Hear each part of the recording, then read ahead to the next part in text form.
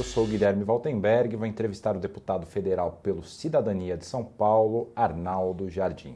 Arnaldo tem 68 anos e está em seu 4º mandato como deputado federal. Aliás, ele está no seu 5º mandato como deputado federal. É engenheiro, foi deputado estadual por 4 mandatos e também secretário de Estado da Agricultura e Abastecimento na gestão de Geraldo Alckmin, em São Paulo. O congressista é o relator do projeto de lei conhecido como Combustível do Futuro. Também preside a Frente Parlamentar pelo Brasil Competitivo. Deputado, obrigado por ter aceitado o convite para essa entrevista. Estou muito feliz de estar aqui, Guilherme. Quero cumprimentar você, a toda a equipe do Poder 360 aqui. Vocês não só veiculam informações, mas vocês ajudam a formar também opiniões, conceitos. E nós estamos vivendo um momento muito desafiador, né? Se você me perguntasse o que eu pedi para o Papai Noel, afora regalos, estou lá meirar uma bebida que eu gosto, com os meus filhos, falei de uns jogos que a gente reúne a família para fazer, mas eu pedi muito que nós pudéssemos, e eu vou trabalhar muito para isso, esse ano, quebrar o clima extremo de polarização que nós temos. Porque eu acho que quando as coisas viram assim, Fla-Flu, tá certo? Ou é Corinthians e Palmeiras, ou Grêmio Internacional, ou Atlético e Cruzeiro, quando as coisas estão muito polarizadas, você fica repleto de adjetivos e muito carente de substantivo. Então, estou animado para ver se esse ano a gente deslinda alguns projetos que são tão importantes para a retomada do crescimento. Isso passa por construir mais convergência e superar divergências.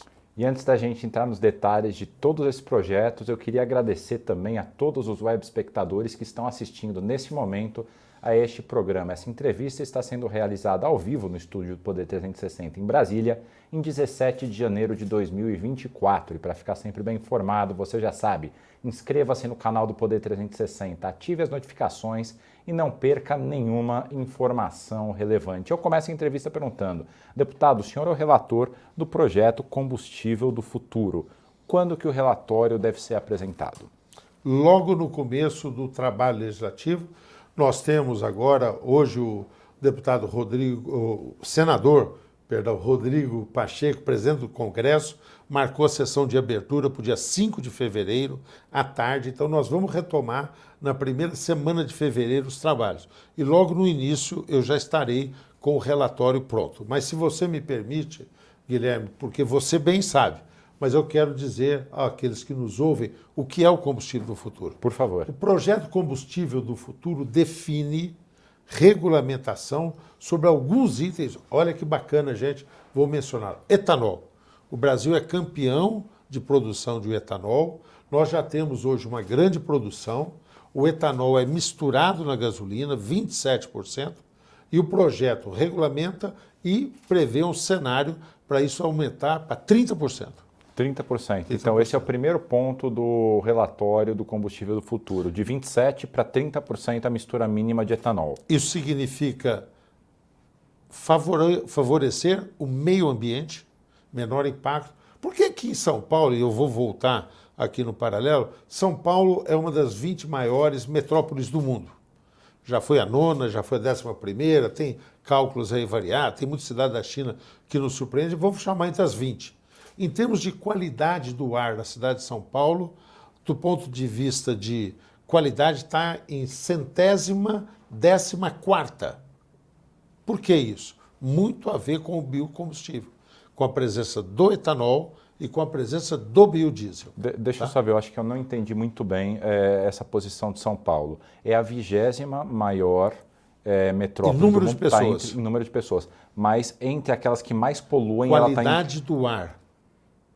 Tá. Da atmosfera de São Paulo. São Paulo é a 114ª metrópole do mundo. Outras metrópoles são muito mais poluentes. O caso dramático agora de Dublin, o caso dramático de Nova Delhi, na Índia, o caso da própria Beijing, antiga Pequim, que é a capital da China, que são altamente poluentes. Por que São Paulo é diferente com relação a isso? Exatamente pela presença dos biocombustíveis. Então nós temos Você lembra um tempo anterior? São Paulo, ar inapropriado. Então, há quanto tempo que não há um levantamento como esse? É verdade, é Tá verdade. certo? Por conta exatamente dessa presença. Então, o combustível do futuro versa sobre estes que são combustíveis mais favoráveis à questão ambiental e que sinalizam para o futuro. Eu falei do etanol, SAF, essa sigla vai ficar muito frequente. S de Sustainable, A de Aviation, F de Fuel. Então, combustível sustentável da aviação. Hoje, todo o movimento aeronáutico de aeronaves no mundo é responsável por cerca de 5% dos gases emitidos, gases de efeito estufa que causam as mudanças climáticas. No caso das grandes metrópoles, você pega o que emite Congonhas, o que emite Guarulhos, com Bica, ou se você falar de Nova York, o que é o JFK e o aeroporto regional de Nova York, que é o LaGuardia, tá certo? Eles são responsáveis por cerca de 9% dos gases emitidos nessas metrópoles. Então agora é um processo internacional, nós vamos começar a misturar também um componente para obter o combustível sustentável, ir diminuindo com isso a emissão de gases que vem a partir da querosene de aviação. E já tem um percentual que vai começar essa mistura? 1%, gradativamente nós vamos até 10%. O parecer no combustível do futuro vai definir essa escala. Então nós vamos ter o etanol, o SAF, nós temos o diesel verde. Que é o biodiesel também, conhecido como biodiesel. É diferente. Tá, então o diesel verde é um diesel que vem com outra base, exatamente como uma alternativa àquilo que é o diesel fóssil. Tá. E o biodiesel, que é a mistura que nós fomos crescentemente fazendo.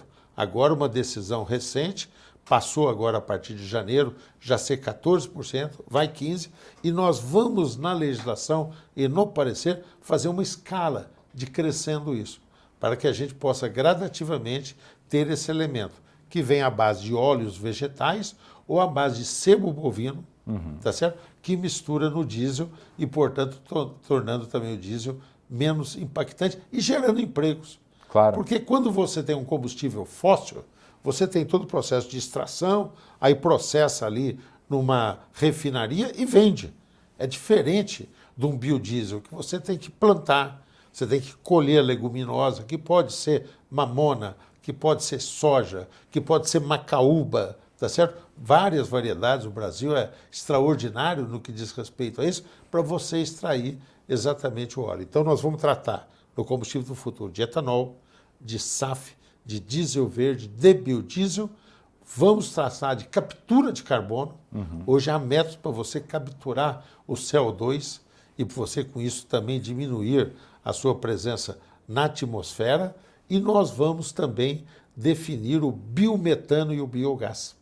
Tá certo? Olha o que é. Eu te contei há poucos instantes, eu estava aquecendo aqui a conversa, que eu fui ao Mato Grosso, lá eu fui visitar a Nutribras, uma grande produtora de suínos, tá certo? Tem frigorífico, tudo mais. Então você tem todo aquele produto que fica, ou da criação, ou do processamento, tudo mais, aquilo lá pode virar biometano. Ou seja, aquilo que ficava se deixa para a natureza só para apodrecer.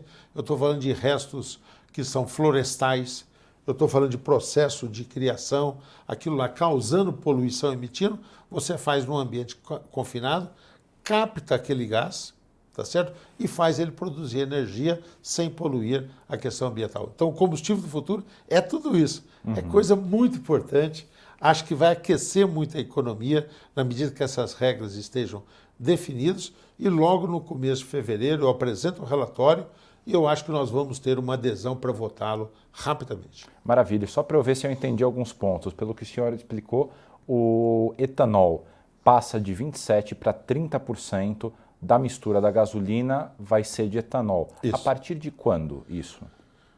Nós vamos ter esse horizonte determinado e nós vamos estabelecer uma regra para que o CNPE vá fazendo esse ajuste ano a ano. Então vai ficar no Mas, de qualquer forma, CNPE. você tem uma previsão já para fazer esse aumento de mistura de 30%. E no caso do biodiesel, hoje ele já existe a determinação do 14, CNPO, está em 14, 15, vai para 15. Nós vamos fazer uma escala para que ele vá até 20 e vamos deixar também cravado na legislação uma possibilidade dele evoluir até 25% da mistura do diesel. Então, quer dizer, vai haver uma lei que determina esses volumes aí de mistura, tanto na gasolina quanto no diesel. Biodiesel. E na questão do biodiesel, já tem um prazo pré-determinado ou ainda não? Tem sim, nós estamos terminando de definir e isso vai ter uma escala de anos para fazer isso.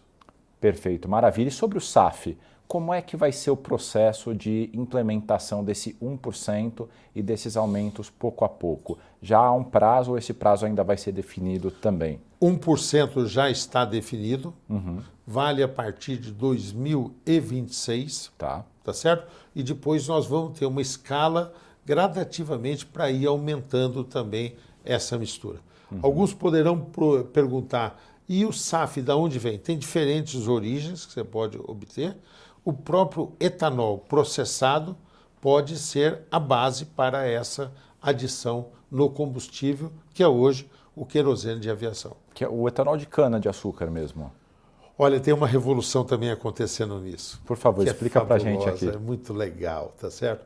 Eu sempre tratei da cana-de-açúcar, minha origem de São Paulo, fomos nós que lutamos lá para que o ICMS diminuísse de 25 para 12. Teve um momento do carro a álcool, você é jovem, mas um momento que parecia fadado ao fracasso e se retomou, agora com o carro flex, que você pode dosar de acordo com a sua preferência e tal, e nós fomos crescendo. Hoje o Brasil produz em torno de 42 bilhões de litros de etanol por ano. É muito, é bacana. Agora, a surpresa virá, eu tenho certeza que você e muitos também se surpreenderão.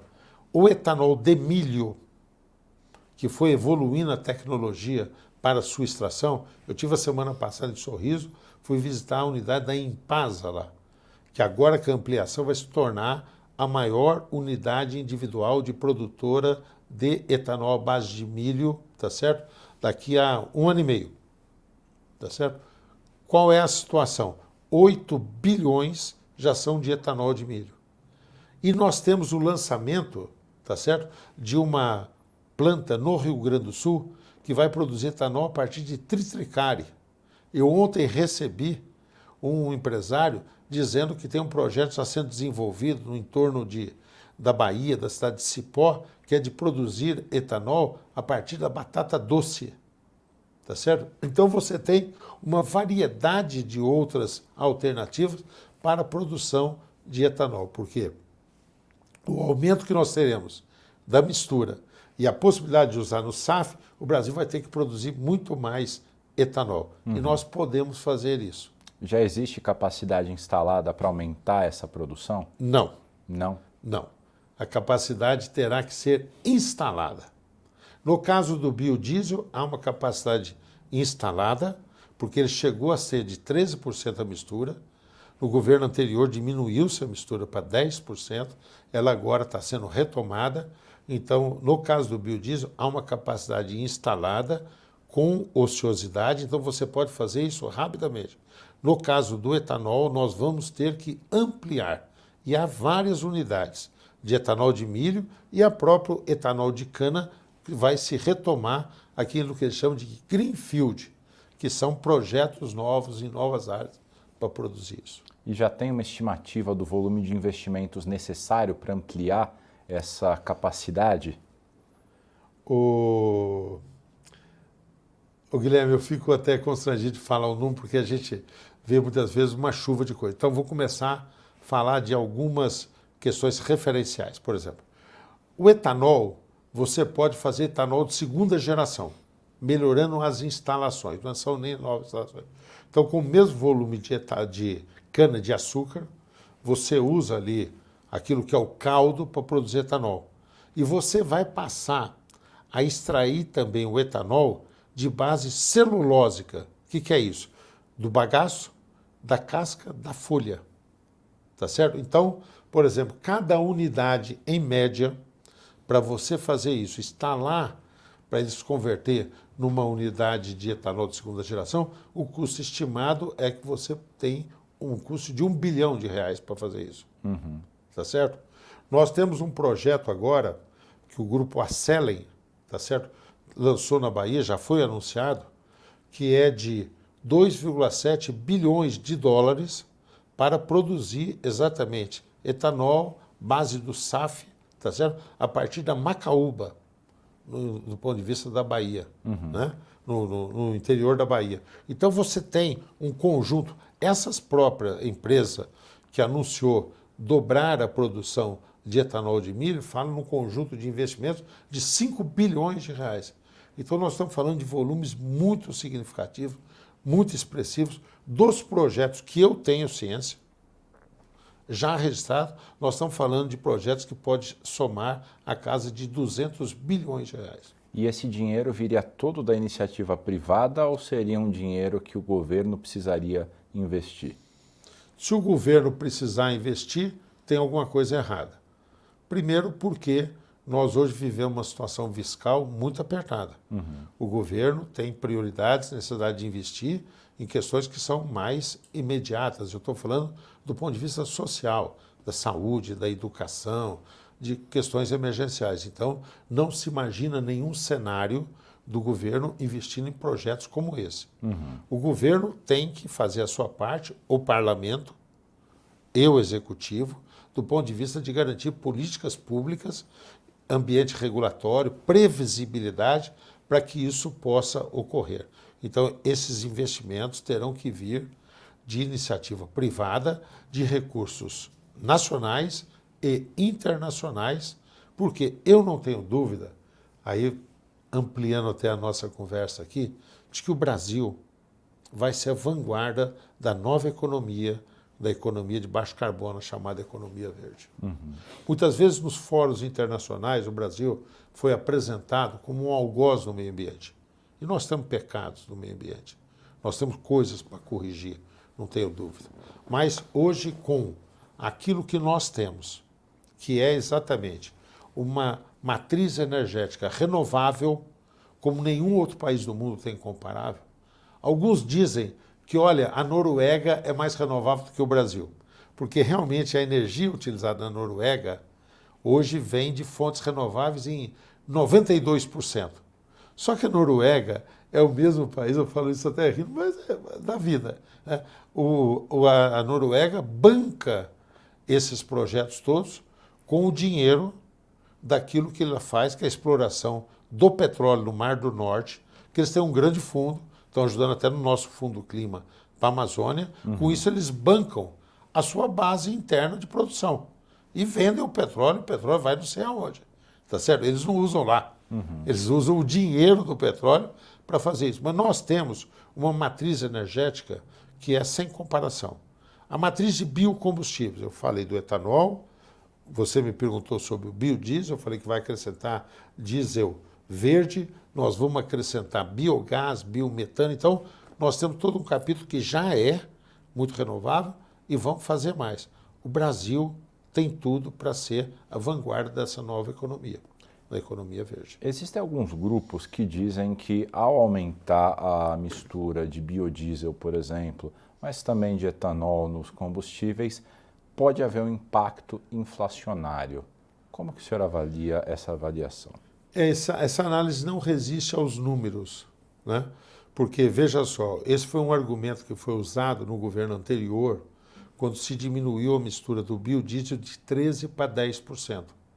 Não incidiu em nenhuma diminuição do preço do diesel, tá certo? E agora o crescimento da mistura também não impactou o preço do diesel. Então, a conta fecha, tá certo? Tem uma questão de curva de aprendizado que eu reconheço. Então, por exemplo, quando nós começamos a falar de etanol, Guilherme, amigos do Poder 360, nós tínhamos um etanol que era mais caro que a gasolina. E nós tivemos que sustentar um período e hoje ele é muito mais barato. Então, no caso do SAF, eu reconheço que o adicional que você vai botar ali na querosene, ele num primeiro momento vai ser um custo a mais. Mas depois isso ganha escala, avança tecnologicamente e compensa largamente. né? Então, acho que não é uma questão. Eu pensei que você fosse falar de uma outra objeção, mas tomo iniciativa de falar dela. Por favor. Que diz o seguinte: quando você começa muita produção de biocombustíveis, a bioenergia, você pode ter uma concorrência com os alimentos. E também a história demonstra isso. O Brasil cresceu na produção de biocombustível e cresceu na produção de alimentos. Tá certo? Dado recente. É uma propaganda até que o governo federal está dizendo, que a inflação de alimentos foi a menor inflação dos últimos períodos. Vocês viram esses anúncios? Está saindo nas TV, no rádio, nos jornais. Realmente os alimentos caíram. E se você for pegar numa curva de tempo mais larga, tá certo? Do IBGE, o custo alimentação, que há cerca de 18 anos atrás, custo alimentação, ele correspondia a cerca de 40% do orçamento da família brasileira, ele diminuiu. Hoje, ele responde por cerca de 18% do gasto da família brasileira. É uma coisa muito importante. O Brasil deixou de ser importador de alimentos para ser um dos grandes exportadores do mundo, né? Do que ele faz do ponto de vista da economia, da virtuosidade e tudo mais. A gente falou bastante agora do projeto aí do combustível do futuro. Vamos falar sobre um outro projeto do senhor, que é aquele que institui a possibilidade de que empresas com créditos tributários usem esse dinheiro na mudança da matriz energética para uma matriz mais sustentável. O senhor pode detalhar um pouco mais esse projeto e contar para a gente em que pé que ele está na Câmara dos Deputados? O nome que nós demos a ele é o Plano de Aceleração da Transição Energética. A gente tem bastante planos de aceleração no Brasil. Tem o PAC também, né? Então... E tem a ver com a pergunta que você fez anteriormente. Você disse o seguinte: Arnaldo, e quanto vai significar de investimento do governo? Eu falei, do governo não vai ter. Você vai ter que mobilizar recursos. E uma das coisas que nós pensamos é exatamente isso. Tem algumas coisas que são meio... elas ficam represadas. Então, empresas têm crédito junto ao governo, reconhecidos, tá certo? E elas podem utilizar isso. Primeira pergunta óbvia que todo mundo vai falar, mas espera um pouquinho, você está dizendo que o governo não vai gastar, mas a empresa tem um crédito. O governo tem lá 20 anos para pagar isso gradativamente, tá certo? Se você quer que o governo pague já, como é que vai conseguir esse dinheiro para o governo pagar? Não tem. Nós não estamos criando nenhuma pressão sobre isso, nós não estamos antecipando nenhum recebível, mas nós estamos dizendo o seguinte: quando você tem, eu tenho lá para receber R$1 milhão do governo, eu vou, e esse é o projeto, isso daí pode ser a base para criar um fundo garantidor. Você usa aquele crédito e ele fica num fundo. Você chega para uma instituição, pega um empréstimo e diz, eu tenho isso como garantia, que é uma dívida do governo que vai ser honrada no prazo determinado. Então, nós estamos propondo que é como uma antecipação de recebíveis. Você pega esse crédito, permite que ele seja usado para as empresas para ir sacar de instituições financeiras, pegar esse dinheiro. E depois a instituição financeira que ganha com isso, emprestando dinheiro, fazendo giro, ele receberá no prazo que está fixado anteriormente. Só que esse dinheiro vem carimbado. Carimbado. Tá. Só para projetos que sejam nesse rumo da transição energética. E esse projeto, como é que está a tramitação dele? Está indo muito bem, teve um acolhimento extraordinário. O presidente Lira tem sido um entusiasta desse projeto. Ele me mobilizou muito a fazer, a estudar esse assunto, pediu, fez várias reuniões para discutir o projeto, tá certo? Quando o projeto ficou pronto, ele convidou o ministro Haddad e ofereceu ali um café. Eu tive a oportunidade de expor, o ministro Haddad ouviu, que está terminando as análises, mas reagiu com muita simpatia, foi o próprio Lira que promoveu.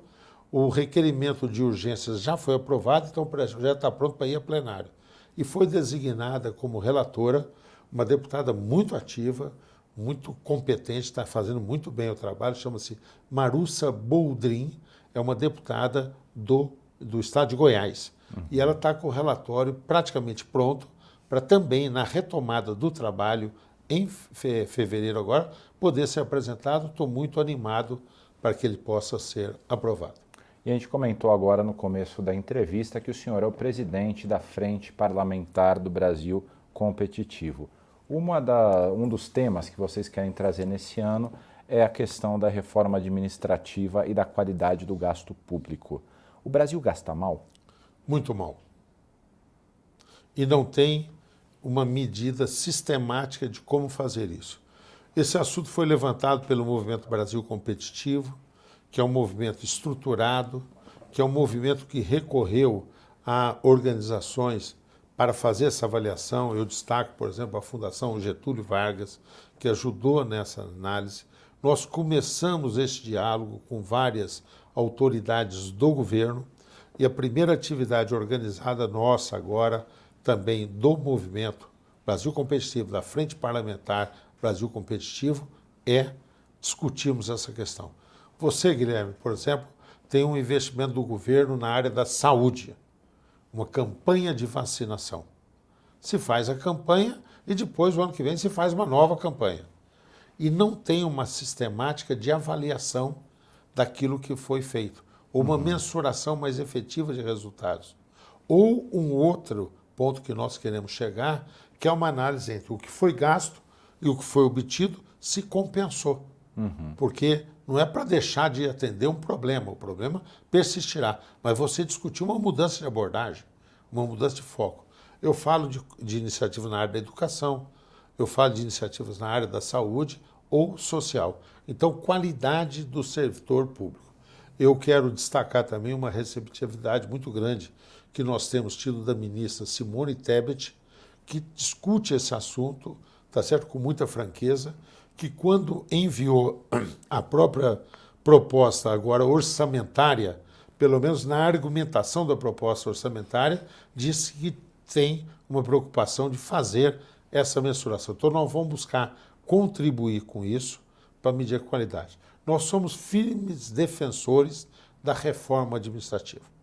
Muitas vezes se confundiu a reforma administrativa como um mero enquadramento de funcionários. Eu sou a favor. Acho que como cada um de nós, você, eu como parlamentar, tenho um julgamento de 4 em 4 anos. Claro. Se não for bom, não tem mandato renovado, tá certo? E tudo mais. Então, eu acho que todos temos que nos submeter. Sou a favor de análise de performance do servidor público. Mas reconheço que a reforma administrativa não é rever só a situação do servidor.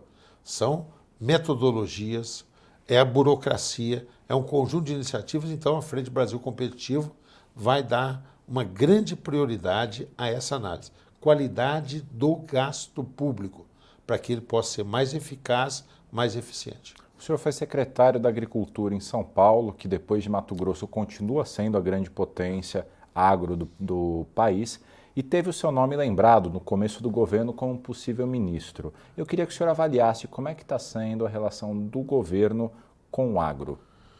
Acho que precisa melhorar muito. Nós temos uma situação do governo com o agro que tem sido conturbada por algumas questões, tá certo? O senhor pode Nós, por detalhá-las? exemplo, então vou entrar numa Por delas, favor. a primeira, tá certo? A questão das invasões.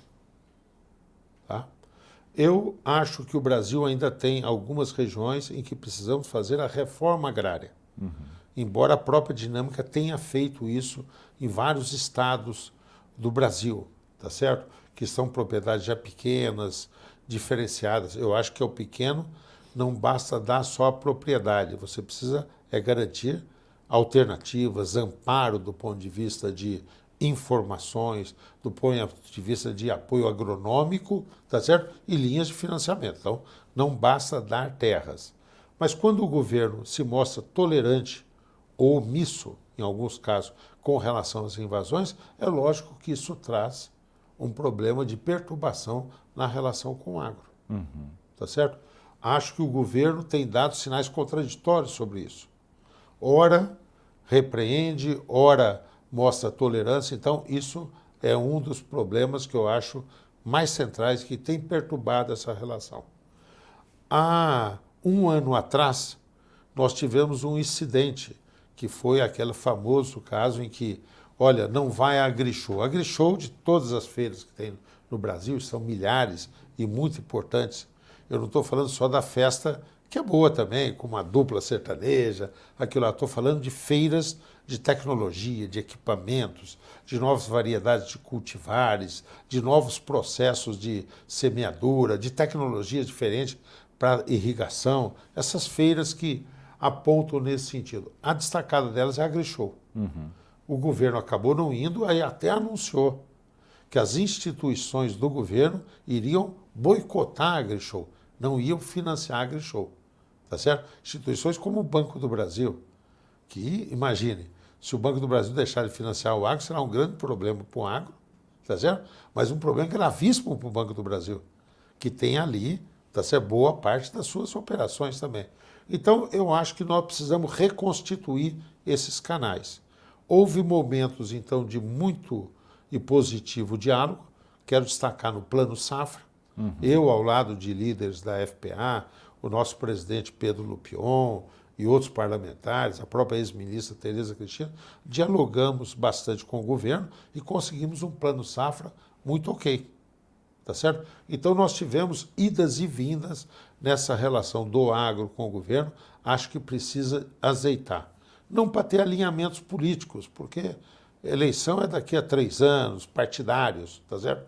Mas para buscar essa compatibilidade aí do ponto de vista daquilo que é o seguinte: desenvolvimento, gerar renda, criar oportunidades. Pensando ainda no relacionamento do governo com outros entes, no caso agora especificamente com o Legislativo. O senhor já era deputado no segundo mandato do presidente Lula, que terminou em 2010. O que mudou de lá para cá e como é que o senhor avalia a atual relação do presidente Lula com o Congresso? Primeiro, há uma situação nacional muito diferente, né, Guilherme? Porque o presidente Lula foi eleito, segundo turno, maioria dos votos, e nós sempre tivemos uma atitude de respeitar o resultado eleitoral, legitimá-lo, e não pode pairar dúvidas sobre isso e reconhecer, fazer. O presidente Lira foi um dos primeiros que imediatamente reconheceu esse resultado e tudo mais. Mas no primeiro turno, o presidente Lula teve um número de votos muito diferente do segundo, onde ele teve a maioria. E a base que foi com o Lula eleita no primeiro turno, os deputados são eleitos no primeiro turno, corresponde a 16, 17% do parlamento. Então, há de se reconhecer, tá certo, que essa base está longe de ser a maioria. Então, impõe ao governo a necessidade de constituir uma governabilidade, tá certo? De constituir uma maioria parlamentar e de ter sintonia. Ao mesmo tempo, ao lado dessa mudança política, nós temos outra circunstância. Nós temos um legislativo mais empoderado, de iniciativas, de capacidade de gerir o próprio orçamento. Então, isso tudo exige um momento de acomodação. Todas as vezes que houve diálogo, eu acho que isso prosperou. Acho que o governo tem uma base de apoio no Senado Federal e acho que na Câmara também ele inicia o governo com uma base mais constituída de apoio. Então, acho que não haverá problemas estruturais de governabilidade. Mas você tem momentos, quando, por exemplo, vou citar um, que é um momento de tensão logo agora no começo, a medida provisória da reoneração, tá certo? Nós vimos desde o governo Lula, estou dizendo porque não para você, mas para quem está nos ouvindo, com uma desoneração de alguns setores. Essa desoneração, minha gente, significa o seguinte: ao invés de incidir sobre a folha salarial, você tem uma incidência sobre o faturamento, tá certo? Da contribuição das empresas. Então, muda isso, alivia aquilo que é chamado custo da folha para as empresas e tudo mais. São 17 setores. Começou na Dilma. Foi renovado ano a ano, período por período, foi sendo renovado. Manifestamos a vontade de fazer essa renovação, porque todo mundo sabia que isso findaria no dia 31 de dezembro de 2023. Tá certo? O governo disse: prefiro que não, quero discutir mais amplamente, quero apresentar uma proposta. Não veio. Insistimos. Foi votado no Senado. O governo disse: vamos esperar, vamos ter uma proposta. Não veio. Foi votado na Câmara. A Câmara votou. Foi a sanção, o presidente vetou e disse, vou apresentar uma proposta, tá certo? Não veio isso e agora nós temos uma medida provisória que restabelece, em outras bases, mas restabelece a oneração, tá certo? É óbvio que o governo não tem maioria parlamentar para isso. E o que deve acontecer com essa MP agora? Eu acho que o governo vai ter que decidir, mas o recado está muito claramente dado. No parlamento, essa medida será rejeitada, o que traz uma grande instabilidade. Imagina, do ponto de vista jurídico, tá certo? Foi cobrado, aí vai ter que ser devolvido, como é que vai ser esse procedimento? Porque quando você edita uma medida provisória, ela já entra imediatamente em vigor. Deixa eu citar um outro exemplo, para que a gente possa entender todo o contexto. Você sabe que eu estou festejando, porque a isso me dediquei, a aprovação das debêntures de infraestrutura. Uma nova forma de financiamento para projetos de infraestrutura, tem as debêntures incentivadas, a de infraestrutura complementa isso, se encaixa, vai possibilitar mais investimentos nesse segmento, são os fundos, não é disso que eu estou falando agora. Estou mencionando para dizer o seguinte, sabe como foi a votação na Câmara das debêntures de infraestrutura? Não, de cabeça eu não sei. Por unanimidade. Tá certo? Por quê? Porque nós dissemos, isso aqui não é uma coisa de governo, isso aqui é uma coisa de Estado, precisa para desenvolver, a oposição votou a favor. Arnaldo, puxa vida. E faz tempo que tinha esse projeto. Esse projeto foi votado no Senado, na Câmara, porque eu fui relator, depois foi para o Senado e voltou. Quando foi votado na Câmara, tá certo? Era governo Bolsonaro, eu convenci e o PT votou a favor. O PT votou a favor. Foi para o Senado, lá demorou muito. Agora voltou para a Câmara. E eu convenci, não eu, o movimento, estou dizendo eu simbolicamente, porque eu fui a pessoa que apresentou o relatório. E a oposição, tá certo? Ali liderada pelo PL, votou a favor. Então, acho que tem espaço para construir convergência. Eu comecei o programa manifestando quase que um apelo para que isso viesse, e eu reitero isso nesse momento, tá certo? Discutir temas que sejam substantivos para o país, acho que nós vamos conseguir. Olha o que, e aí eu reputo uma grande liderança ao presidente Lira nessa questão, olha o que foi votar a reforma tributária. Tivemos votos contrários à reforma tributária, mas constituiu isso uma grande maioria. Por quê? Porque era um projeto de interesse do governo? O governo apoiou, o governo até festejou, mas o governo não interveio e não foi determinante para votar a reforma tributária. Foi a próprio parlamento ciente de que isso era uma necessidade da sociedade. E com essa costura do começo para o fim da nossa discussão, chega ao final essa edição do Poder Entrevista. Em nome do jornal digital Poder 360, eu agradeço ao deputado federal Arnaldo Jardim por essa entrevista. Muito obrigado, um abraço a todos. E agradeço também a todos os web espectadores que assistiram a este programa. Essa entrevista foi realizada ao vivo no estúdio do Poder 360 em Brasília, em 17 de janeiro de 2024. E para ficar sempre bem informado, inscreva-se no canal do Poder 360, ative as notificações e não perca nenhuma informação relevante. Muito obrigado e até a próxima. Poder Monitor, a ferramenta mais completa para monitorar os 3 poderes. Acesse agora poder.cc/monitor e ganhe 30 dias grátis.